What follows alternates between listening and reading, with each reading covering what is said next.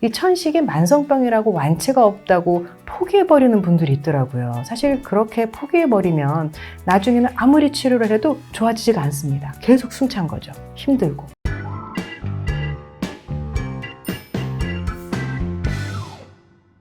안녕하세요. 하이닥 건강 전문 아나운서 김혜연입니다. 제법 날씨가 많이 풀렸습니다. 봄이 어느덧 성큼 다가온 것 같고 봄나들이 계획하시는 분들도 많이 계실 것 같은데 이 봄이라는 게 야속하게 혼자만 찾아오지는 않죠. 황사라든지 미세먼지, 초미세먼지 등과 같이 오기 마련인데 이럴 때일수록 호흡기 건강 신경 쓰셔야겠죠. 오늘 박혜정 선생님 모시고 제대로 한번 이야기 나눠보도록 하겠습니다. 선생님 어서 오세요. 네, 안녕하세요. 호흡기내과 부교수로 재직 중에 있는 박혜정입니다. 반갑습니다. 네, 선생님 환영합니다. 정말 좋은 시기에 와주신 것 같아요. 저희가 나눠볼 이야기가 많이 있을 것 같은데 이 OECD 국가 중에서 한국이 천식의 사망률이 3위로 생각보다 굉장히 높더라고요. 그런데 이 천식에 대해서 제대로 배워볼 기회가 없었던 것 같은데 오늘 이 부분 한번 선생님과 이야기를 나눠보려고 합니다. 자, 그렇다면 천식이란 무엇일지에 대해서 먼저 살펴봐야겠죠. 알고 있는 건 기관지가 염증으로 인해서 좀 좁아졌다 정도는 알고 있는데 과연 이 천식이 도대체 무엇일까요, 선생님? 네, 이미 정확하게 잘 알고 계신데요. 천식은 바로 기관지의 염증으로 인해서 좁아지는 질환 딱 맞습니다. 그런데 이때 말하는 이 염증이라는 것은 코로나나 폐렴, 독감 이런 어떤 감염성 염증이 아니라 알레르기나 호상구 같은 그런 어떤 비감염성 염증에 의한 것입니다. 그리고 이러한 염증으로 인해서 기관지가 좁아지니까 환자들은 좀 숨이 차고 답답하고 기침을 하게 되는 그런 질환이죠. 그리고 이러한 염증은 감염성 염증에 의해서도 악화되기도 하지만 미세먼지나 아까 말씀하신 것처럼 꽃가루나 여러 가지 동물 털, 하다못해 차갑거나 건조한 공기, 운동, 스트레스 이렇게 굉장히 다양한 자극에 의해서 갑자기 염증이 악화되기도 합니다. 또는 반대로 시간이 지나거나 어떤 특별한 치료를 한다던가 또 이런 원인이 제거가 되면 저절로 좋아지기도 합니다. 그래서 이러한 어떤 기관지 염증이 좋아졌다, 나빠졌다, 좋아졌다, 나빠다를 이런 걸 반복하는 그런 만성 질환입니다. 네, 천식 그리고 이 염증을 야기할 만한 요소가 생각보다 너무 다양하고 맞습니다. 일상생활에서 너무 접하기 쉬운 네. 일들이라서 생각보다 염증을 야기하는 요소들이 많이 있구나라는 점도 좀 생각이 드는데 왜 이 천식이라는 게 어린아이들에게 자주 나타나는 증상이다라고 좀 알고 있거든요. 혹시 이게 유전적인 요인이 크게 작용하는 걸까요? 네, 맞습니다. 일단 말씀하신 것처럼 성인 천식의 유병률이 한 5% 정도인 것에 반해서 어린아이에서의 천식 유병률은 한 10%까지 얘기를 하고 이렇게 2배 정도 높습니다. 그래서 말씀하신 것처럼 좀 어린아이들한테 많다라는 이런 느낌을 좀 받으셨을 텐데요. 또 말씀하신 것처럼 유전적인 영향이 있는 것도 맞습니다. 알레르기 체질이라고 해서 알레르기 비염이나 아토피, 음식 알레르기 이런 어떤 알레르기 체질이라는 것이 좀 어느 정도 유전적으로 요소가 작용을 해서 결국 어떤 그런 가족력이 있는 분들이 아무래도 천식 발생이 더 잘 생기죠. 하지만 이런 유전적인 것 외에도 여러 가지 알레르기를 일으킬 수 있는 그런 물질에 노출되는 환경, 이러한 환경에 의해서도 생길 수가 있습니다. 근데 사실 이 두 가지 사실 자체가 소아에서 좀 더 유병률이 높다라는 것을 설명하기는 조금 부족한데요. 이거는 이제 다음 어떤 이유로 좀 설명이 가능합니다. 일단 성인의 천식 같은 경우는 완치가 없습니다. 하지만 소아의 경우는 한 절반 정도에서 완치가 됩니다. 소아에서는 면역력이 아직 좀 체계가 성인과 같지는 않고 미숙하기 때문에 천식 갖고 있다가 나중에 성인으로 자라면서 성인의 면역 체계를 갖추면서 천식의 완치가 되는 경우가 있어서 그래서 이제 성인이 되면서 유병률이 좀 낮아지는 그런 경향을 보이게 되는 거죠. 네, 어린아이한테 유병률이 높긴 하지만 그래도 완치 역시나 어린아이에게 더 크게 발생한다라는 점도 좀 꼽아주셨습니다.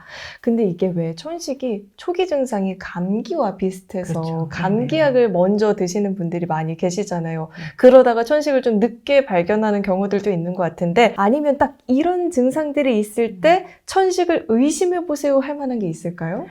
말씀하신 것처럼 초기에는 감기와 유사해서 좀 헷갈리는 경우들이 많습니다. 그런데 감기는 종종 많이 걸려보셨잖아요. 그때 숨이 찬 적이 있나요? 없는 것 같아요.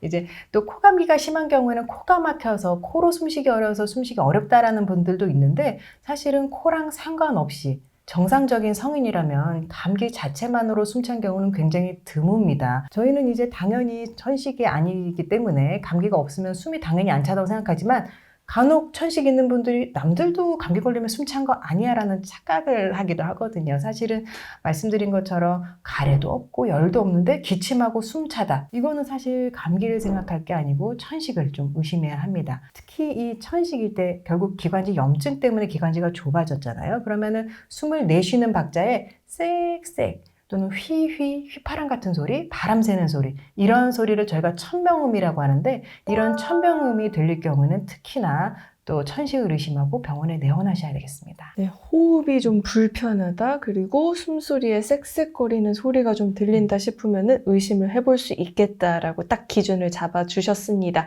이 부분도 잘 참고를 해보시면 좋을 것 같고요. 다음으로 선생님께서 서두에서도 살짝 언급을 해주셨지만 왜 성인들은 천식 완치가 어렵다라는 네, 이야기가 맞아요. 있잖아요. 그러면 치료가 좀 어떤 식으로 진행이 되는지, 관리는 어떻게 해야 되는지, 그리고 좀 잘한다면 그래도 운동이라든지 일상생활이 100% 가능할지도 좀 궁금합니다. 네, 말씀하신 것처럼 이제 천식은 만성병이고 고혈압, 당뇨같이 완치가 없는 평생 치료하고 관리해야 되는 그런 병입니다. 이 기도에 염증이 있다 보니까 우리가 그 중요한 약재들은 기도에 바로 기관지로 다이렉트하게 흡수가 되는 훅 하고 마시는 흡입제가 가장 중요하고요. 이 흡입제 성분에는 염증을 가라앉히는 그런 항염증약, 그리고 좁아진 기관지를 넓혀주는 기관지 확장제, 이러한 성분들이 들어있어서 이 흡입제를 꾸준히 사용하는 것이 가장 중요합니다. 그 외에도 먹는 약도 같이 보조로 들어가고, 또 운동이나 어떤 생활 환경 조정, 알레르기를 일으킬 수 있는 만한 여러 가지 좀 그런 환경을 컨트롤하는 그런 부분들이 같이 들어가면 좋고요. 이렇게 꾸준히 치료하고 관리한다면 사실 말씀하신 것처럼 뭐 운동이라든지 일상생활하는 것에 지장이 없을 수 있습니다. 네, 그래도 뭐 딱 완치라고 말하기는 어렵겠지만 네. 그래도 계속 관리를 받고 약도 잘 챙겨 먹는다면 운동, 일상생활 충분히 가능하다라는 점은 또 긍정적으로 저희가 볼 수 있을 것 같아요. 근데 왜 천식이 사실 저희가 가장 두려운 이유가 급성 발작 때문이잖아요. 사실 즉각적인 대처가 중요할 것 같은데 이런 경우 저희가 어떻게 대처를 또 해볼 수 있을까요? 네, 맞습니다. 말씀드렸던 것처럼 천식은 나빴다, 좋았다, 나빴다, 좋았다를 반복하는데, 이 갑자기 나빠지는 게 그야말로 발작처럼 너무 갑자기 심하게 오는 경우도 있고, 이때 대처가 상당히 중요합니다. 일단은 기관지가 좁아져서 숨을 못 쉬고 있기 때문에 기관지 확장제가 포함되는 흡입제를 사용하는 것이 가장 중요하고요. 이 흡입제를 반복적으로 사용했는데도 불구하고 계속 숨이 차다면 병원에서 처방받은 응급약을 드시는 게 좋겠고요.